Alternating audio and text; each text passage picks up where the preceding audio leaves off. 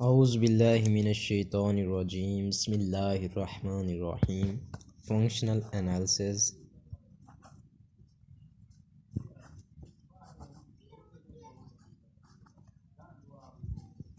Lecture number 4। आज का हमारा टॉपिक है इनर प्रोडक्ट स्पेस।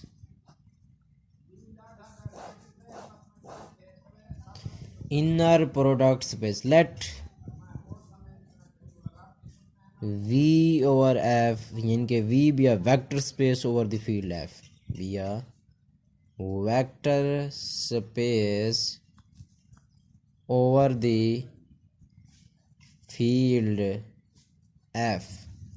V कोई भी vector space over the field F, वो फील्ड भी रियल नंबर का फील्ड भी हो सकता है, कॉम्प्लेक्स नंबर का फील्ड भी हो सकता है। अगर हमारे पास कोई फंक्शन हो इस तरह से V क्रॉस V2F, यानी कि इसकी जो डोमेन होगी उसमें ऑर्डर पेयर होंगे। इसकी domain V cross Cartesian product of V है, क्रॉस प्रोडक्ट ऑफ V है, कार्टेशियन प्रोडक्ट ऑफ V है, तो इसका मतलब है इसकी डोमेन क्या होगी, इसकी डोमेन में ऑर्डर पेयर होंगे और इसकी जो रेंज है वो एक फील्ड है। वो फील्ड रियल नंबर का भी हो सकता है, कॉम्प्लेक्स नंबर का भी हो सकता है। इसके ऊपर अगर चंद कंडीशंस हैं वो सेटिस्फाई हों तो फिर ये जो V है ये इनर प्रोडक्ट स्पेस बन जाएगी। पहली कंडीशन ये है कि इसके कोई सा भी आप एलिमेंट लें, उसको इस फंक्शन उसके ऊपर ये फंक्शन अप्लाई करें तो जो आंसर है वो greater than or equal to 0 है for all x belong to V। इसका जो आंसर है जो आपने डिफाइन कराया हुआ है वो always greater than or equal to 0 for all x belong to V। दूसरे जो इसका कंडीशन है वो ये है जब x को उसी x के साथ इनर प्रोडक्ट लिया जाए तो वो 0 है। इफ़ एंड ओनली इफ़ ये उस वक्त पॉसिबल होगा जब x खुद 0 हो। इसका जो आंसर आएगा वो 0 उस वक्त आएगा जब x खुद 0 हो। x अगर 0 है तो आंसर 0, अगर ये 0 है तो भी ऑटोमेटिकली ये है कि इन दोनों का जो आंसर वो 0। जो तीसरी कंडीशन है वो है एक्स वाई का जो इनर प्रोडक्ट है वो वाई एक्स के इनर प्रोडक्ट के कॉन्जुगेट के बराबर है for all x Y belong to V. इनके अगर आप ऑर्डर पेयर चेंज करेंगे, उनको उल्टा देंगे तो वो एक दूसरे के कॉन्जुगेट के इक्वल होंगे। अगर ये फील्ड हुआ रियल नंबर का तो फिर तो ये दोनों सेम होंगे। अगर ये फील्ड है कॉम्प्लेक्स, क्योंकि रियल नंबर का कॉन्जुगेट उसी के इक्वल होता है, रियल नंबर का कॉन्जुगेट उसी के इक्वल होता है। अगर ये रियल नंबर का फील्ड होगा, ये एफ जो है ये फील्ड है, ये अगर हुआ रियल नंबर का फील्ड तो फिर तो ये होंगे इक्वल फिर तो कॉन्जुगेट लगाने की ज़रूरत ही नहीं है। लेकिन अगर ये फील्ड है कॉम्प्लेक्स नंबर का तो फिर यहाँ पे कॉन्जुगेट है। चौथा जो है वो ये है अल्फ़ा एक्स व Y less than or equal to alpha into X व Y, where alpha for all alpha belong to F and X Y belong to V. ये अब अल्फ़ा फील्ड का मेंबर है। अल्फ़ा कहाँ से है? फील्ड से है। ये अल्फ़ा फील्ड से है, एक्स वाई वी से। यानी कि अगर अल्फ़ा इसके साथ है तो हम उसे बाहर लिख सकते हैं। और पांचवा है एक्स प्लस वाई व जी, इसका जो इनर प्रोडक्ट है ये इक्वल होगा x z plus y z for all x y z belong to V. ये है तो फिर हम कहेंगे then V is called an inner. If then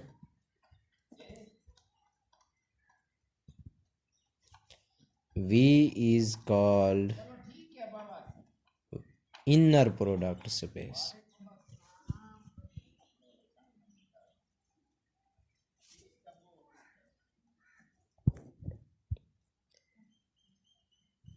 इधर लिखते हैं सेटिस्फाइंग। अगर कोई वेक्टर स्पेस वो ये वाली कंडीशन सेटिस्फाई करे तो हम V को कहेंगे ये इनर प्रोडक्ट स्पेस। ये आपने डिफाइन कराना एक फंक्शन किसी कार्टेशियन प्रोडक्ट V से F में कि उसका जो इस फंक्शन का जो आंसर है वो हमेशा 0 या 0 से बड़ा है। जब ये दोनों सेम हो तो उस वक्त इस फंक्शन का आंसर 0 आना चाहिए। अगर हम इसको उल्टा देते हैं तो ये कॉन्जुगेट के इक्वल होना चाहिए। अल्फा 7 है तो अल्फा हम बह लिख सकते हैं। अच्छा, एक और बात यहाँ पे याद रखना कि every inner product space is a norm space and जिस तरह हर नॉर्म स्पेस मीट्रिक स्पेस होती है इसी तरह her inner product space norm space होती है और नॉर्म मीट्रिक होती है। इसका मतलब है every inner product space, note ये याद रखना, every inner product space is a norm space and metric space। Metric भी होती है और नॉर्म भी होती है। हर नॉर्म स्पेस मीट्रिक स्पेस होती है और her inner product space norm. तो इसका मतलब है her inner product space norm भी है मीट्रिक भी है। किसी भी इनर प्रोडक्ट स्पेस के ऊपर हम नॉर्म कैसे डिफाइन कराते हैं वो भी देख लो। Let V be an inner product space then we can define norm on V by norm inner product space में कैसे डिफाइन कराते हैं, x का norm is equal to x का इनर प्रोडक्ट और इसका square root for all x belong to x। किसी भी इनर प्रोडक्ट स्पेस के अंदर अगर हमने नॉर्म डिफाइन करना है तो उसका फॉर्मूला ये।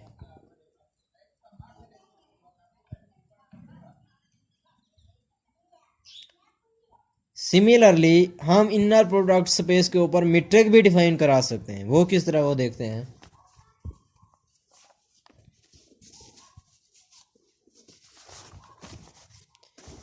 and on an inner product space and on an inner product space we can define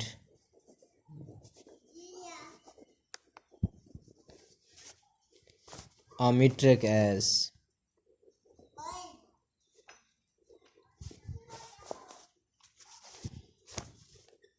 dxy is equal to x minus y का norm is equal to x minus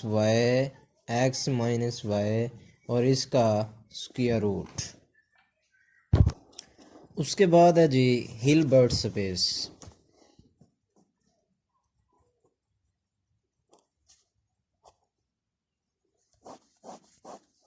Hilbert space क्या होते हैं जी?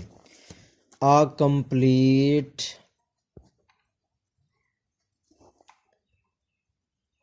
inner product space is called Hilbert space।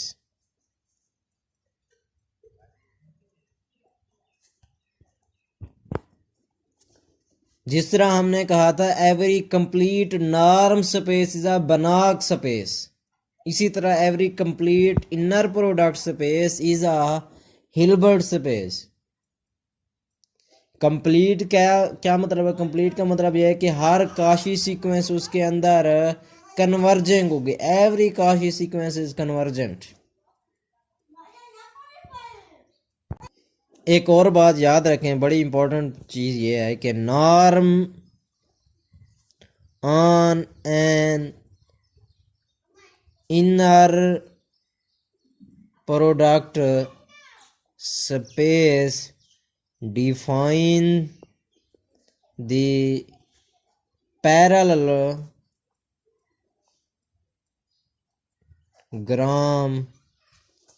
Equality. Inner product space के अंदर parallelogram में equality होती है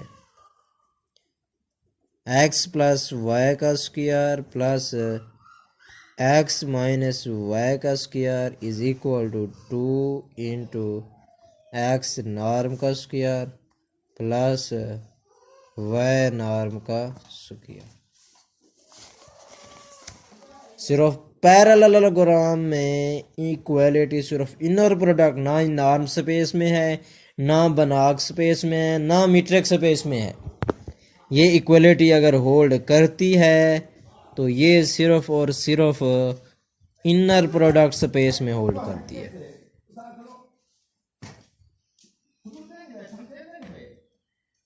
इसका प्रूफ मैं आप लोगों को समझाता हूं।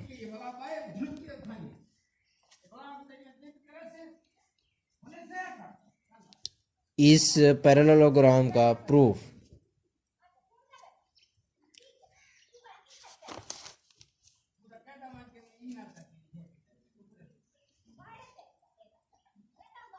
x प्लस वाई के नॉर्म का स्क्वायर। मैंने आपको बताया था कि अगर x नॉर्म हमने डिफाइन कराया था किस चीज़ के बराबर होता है? नॉर्म हमने डिफाइन कराया था x के स्क्वायर रूट के। अगर इधर भी स्क्वायर लूँगा तो इधर स्क्वायर से स्क्वायर रूट कैंसल हो जाएगा। तो इसी हिसाब से अगर यहाँ पे x प्लस वाई है तो इधर भी x प्लस वाई, इधर भी x प्लस वाई। तो ये किस चीज़ के बराबर आएगा? x प्लस वाई और x प्लस वाई।